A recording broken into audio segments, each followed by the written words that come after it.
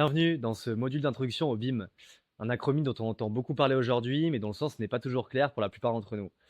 Mais alors, qu'est-ce que le BIM? Le terme BIM, acronyme de Building Information Modeling, désigne une méthodologie qui est révolutionnaire pour la conception, la construction et la gestion des bâtiments.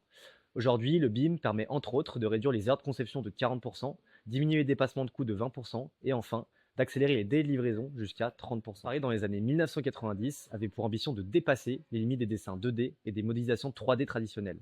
Le BIM s'appuie sur une maquette numérique enrichie de données, représentant non seulement les volumes géométriques, mais aussi les propriétés et informations associées à chaque objet du bâtiment.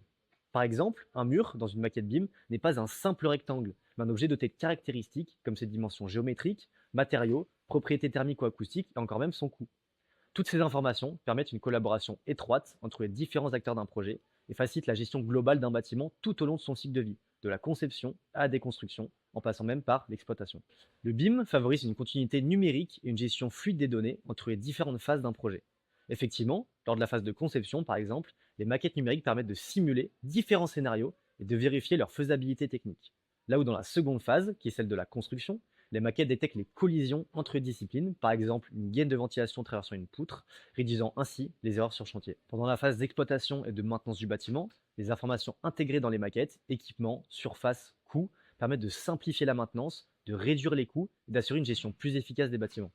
Arrivé en fin de vie du bâtiment, le BIM permet de planifier la déconstruction de celui-ci en tenant compte des matériaux et des méthodes d'élimination ou encore même de recyclage.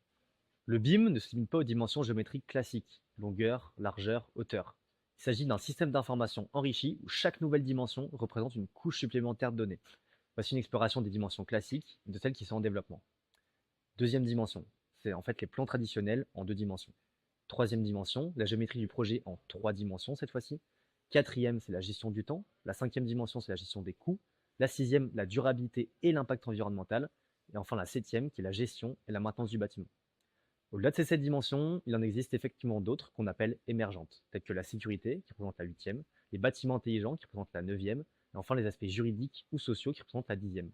Bien qu'elles ne soient pas détaillées ici, elles enrichissent davantage le potentiel du BIM et ouvrent des perspectives innovantes pour répondre aux défis futurs de la construction et de l'infrastructure. Pour comprendre pleinement le fonctionnement du BIM, il est crucial de se pencher sur ces trois piliers fondamentaux, sans lesquels cette méthodologie perdrait son efficacité. Ces piliers sont indissociables et permettent d'assurer la cohérence et la réussite des projets collaboratifs. Le premier est la technologie.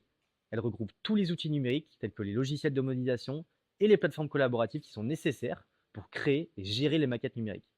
Le second, le processus, ce pilier en fait définit les règles et méthodologies qui organisent les interactions entre les différents contributeurs d'un projet BIM. Et enfin, le dernier, la stratégie, c'est la dimension managériale du BIM qui s'assure que les outils et les méthodologies sont alignés sur les objectifs du projet.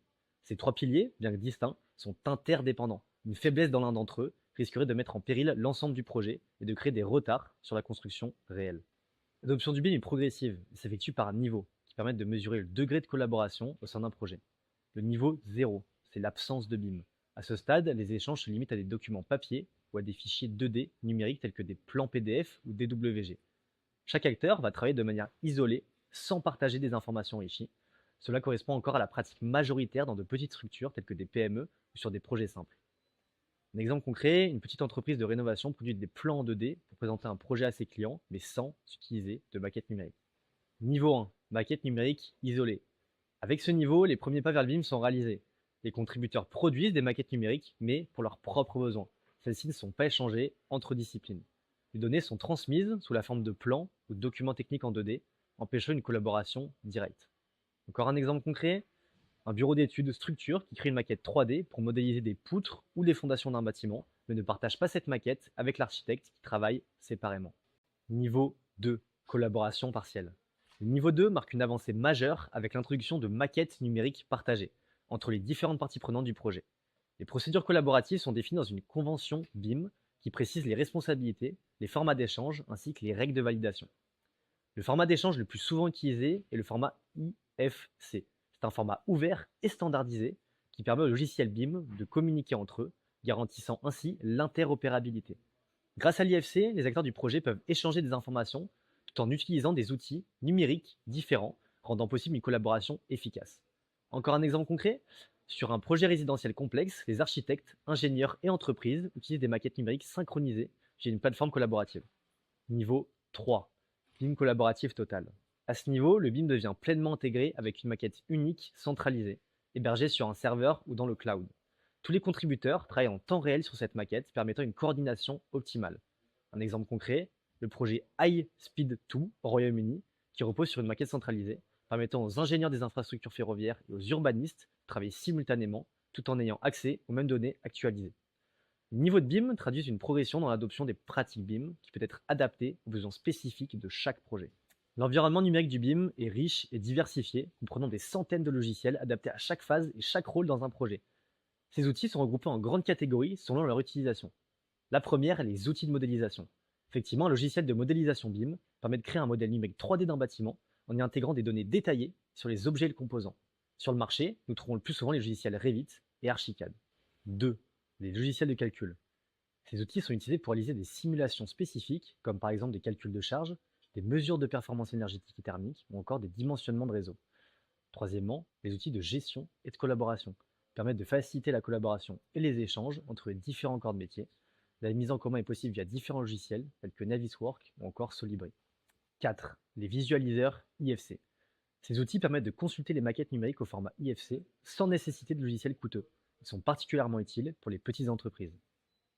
5. Les plateformes collaboratives, dites CDE pour Common Data Environment.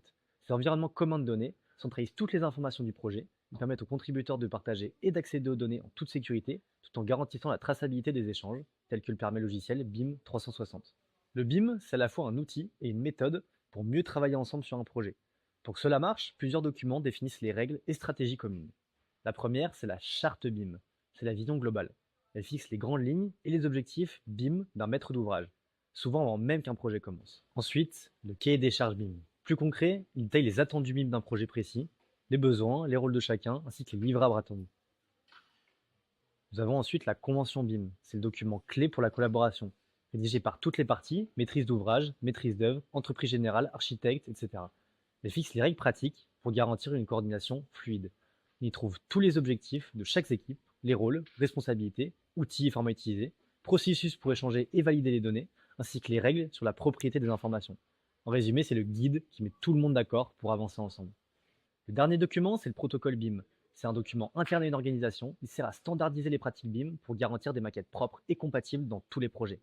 Pour conclure, nous avons abordé ici les grandes notions qui gravitent autour du BIM. Il représente bien plus qu'une simple tendance technologique, c'est une transformation profonde du secteur de la construction. En intégrant le BIM, les acteurs de la construction se positionnent comme des leaders d'un marché en pleine transition, capables de relever des défis modernes tout en offrant des projets plus qualitatifs, durables et rentables. Aujourd'hui, ne pas adopter le BIM, c'est risquer de rester en marge d'une révolution numérique. Alors faites ce pas et donnez à votre entreprise les outils nécessaires à une gestion et collaboration efficace pour ainsi répondre aux nouvelles exigences du marché. Effectivement, à l'édifice, nous accompagnons justement les entreprises dans cette démarche en proposant des modules de formation dans le BIM adaptés à vos besoins.